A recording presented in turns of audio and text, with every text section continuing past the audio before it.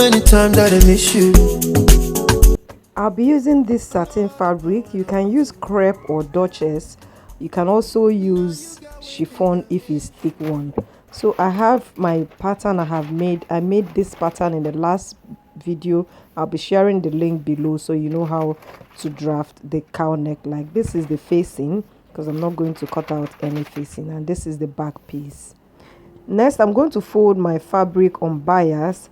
For any cowl neck design, you want to drape it, and for you to drape it, you have to fold on bias. That's the only way that you will get the real and natural cowl neck design that you are looking for. So I folded my fabric on bias. You can fold on full bias or you can fold on half bias. Any one works as long as it's on cross grain. I went ahead and placed my back pattern on it. I started with the back pattern first. If you noticed, the hem of the dress is on the tapered side of the bias. You can decide otherwise, but I love it this way. That way I won't waste a lot of fabric. I already had my sewing allowance, so I didn't add any sewing allowance. I made the notches so that I know where the spaghetti strap will go in. Next, I'm going to fold for the front, but for the front I want the drape to be more, so I folded on full bias. So you go ahead and do so if you want your drape on the front to be more. That way it will drape properly and naturally. Of course, you want to drape it more because that's where the cowl neck is going to be. If the cowl neck is at the back, do the same thing at the back. So I introduce my pattern, the front pattern. I already cut the facing together, so I don't need to fold anything. In my previous videos, I usually fold the bias so that I will get the facing, but on this one I already added my facing on the pattern. Like always, I didn't add any sewing allowance. I've added sewing allowance, sorry. So I went ahead and cut exactly what I have on my pattern paper. Take note of the heavy duty thing I added on top of the pattern before cutting it. That is to help it not to shift when I'm cutting it. I didn't want to pin it down. So you go ahead and use any heavy object. By the way, this is the tailor's ham I made by myself. I made it with a cement, so it's very heavy. I'll go ahead and show you the cowl neck effect. Can you guys see how it's draping? It's falling naturally on the cowl neckline in front there. So guys, we'll go ahead and sew this. So first of all, I will cut out the bias. I'm making some bias. This is all bias. So I'm going to make some bias for the spaghetti strap. Just watch the way I make my bias strips. I like to make it this way. So if you want to make it this way, it's okay. If you have another method to make it, that's okay, totally okay. So guys, I went ahead and cut out 3.5 inches of bias strip. I want the spaghetti strap to be a little bit bigger than my bra strap. I have a little trick I use when I'm cutting my bias to make it very long. After cutting it the first set, I just keep using the former one to get it straight, still on the grain. Can you see what I'm doing? So just go ahead. That way you will still have your bias on grain at that long distance. So this is one of my sewing tips and tricks that I'm sharing with you. Can you see it's still on the grain, on off grain? Oh my god. So guys, I have my bias. I'm going to cut this open because it's still on fold. So I'll just go ahead and cut it open, and this would be for the straps. Let me run you through how we're going to sew this. So I'll go to my machine now, and I'm going to make the bias. So after making the bias with the notches that I've placed on the back panel, I'll place my bias here like this, and I'm going to use the bias I made to turn the neck.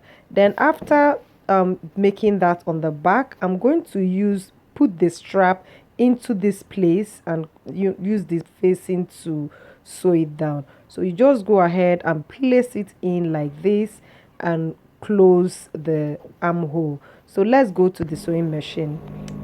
Like I explained, I've made my bias. I'm just going to place the spaghetti strap on the notch that we have made.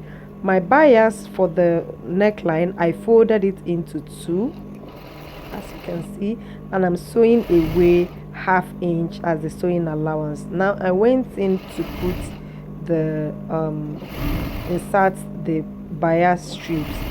Do the same thing on the second part. I want to use this opportunity to thank all my returning subscribers. Thank you for always supporting my channel. After stitching this, I'll just go ahead and just sew down the bias. I'm not going to understitch it because this is bias. The bias is on a full grain, so it would sit properly into the neckline. Remember to give this video a thumbs up and subscribe if this is your first time or if you haven't subscribed before. Next, I'm going to make the bias strips to be 12 inches long. I'm sorry I didn't bring the tape to show you, but I measured the bias strip to be 12 inches. And I'm going to go ahead and insert it into the armhole curve that we made. So put it into that armhole curve like that, and you sew the armhole with the facing.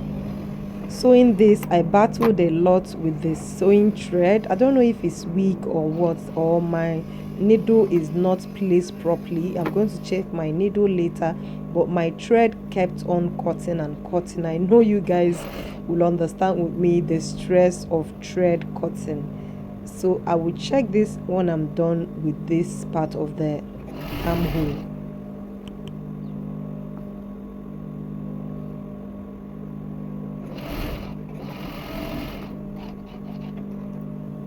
So guys, after sewing this is how it looks. Can you guys see how neat it is?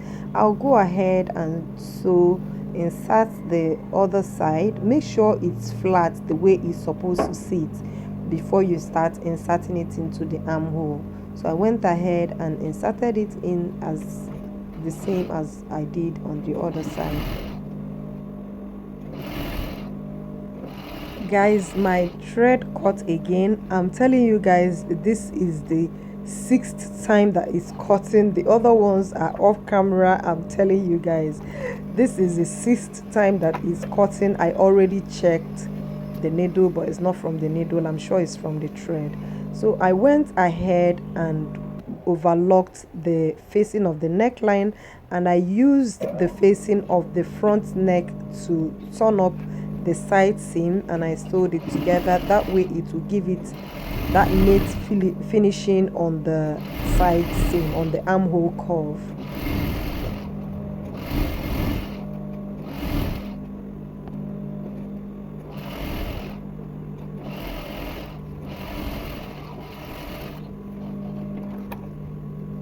Remember to always overlock, as this is not going to have any lining, so overlocking is the finishing you need for this. So always overlock at each stage that you finish. If you don't have an overlocker, you can decide to do an inseam finishing. If you're doing an inseam finishing, remember to add the sewing allowances that will accommodate that. I have my overlocker, that's why I did this. Maybe in the next tutorial I will do an inseam finishing.